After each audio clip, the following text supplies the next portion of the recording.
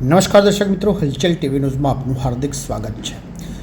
ચાવડાપુરા જીટોડિયા દેવાલય ખાતે ત્રિદિવસીય બાઇબલ અધિવેશન યોજાયું। જાંબુઆ ધર્મપ્રાંતના ઉપદેશક ફાધર પીટર કટારાએ આપણે આશાના યાત્રીઓ અંતર્ગત ધાર્મિક ભાથું પીરસ્યું।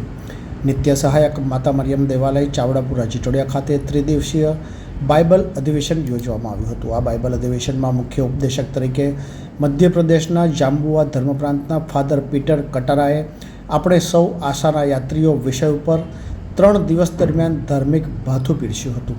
ફાધર પીટરે આ બાઇબલ અધિવેશનમાં પ્રભુ ઈસુના વચનો, પાપ અને તેની શિક્ષા અને મુક્તિ વિષયક બાઇબલ આધારિત સુંદર વક્તવ્ય આપ્યું હતું। આ ઉપરાંત ગુલાબ માળા કરવાથી મનને મળતી શાંતિ, કૃપા અને વરદાનનો વિષય ઉપર ઉદાહરણો સહિત બાઇબલ આધારિત વચનો દ્વારા અધિવેશનમાં ઉમટેલ માનવ મહેરામણને ખૂબ જ ઊંડાણપૂર્વક પ્રભુ વાણીનું પાન કરાવ્યું હતું।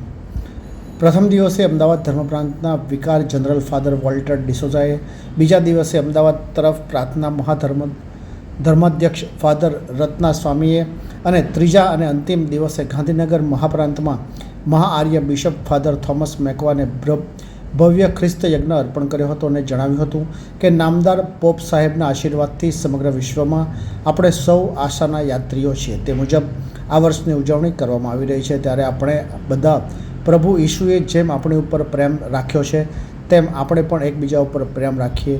પ્રભુ ઈસુના વચનો મુજબ આપણે જીવન જીવીએ અને સૌને માફી આપીએ તથા નિયમિત ખ્રિસ્ત યજ્ઞમાં ભાગ લઈએ અને ખ્રિસ્તી પ્રસાદ ગ્રહણ કરીએ તથા આરાધના ભવનમાં આવી પરમ પ્રસાદની આરાધના કરીએ તે ખૂબ જ જરૂરી છે, તેમ તેમણે ઉમેર્યું હતું।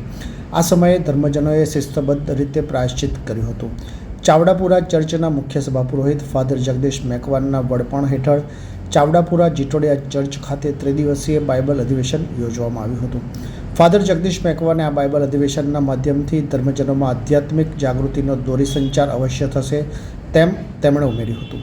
આ બાઇબલ અધિવેશનમાં ફાધરો, સિસ્ટરો અને દૂર દૂરથી ધર્મજનો મોટી સંખ્યામાં ઉપસ્થિત રહ્યા હતા। ये है हलचल टीवी नेटवर्क और आप देख रहे हैं हलचल टीवी न्यूज। हर हलचल पर नजर, हर हलचल की खबर।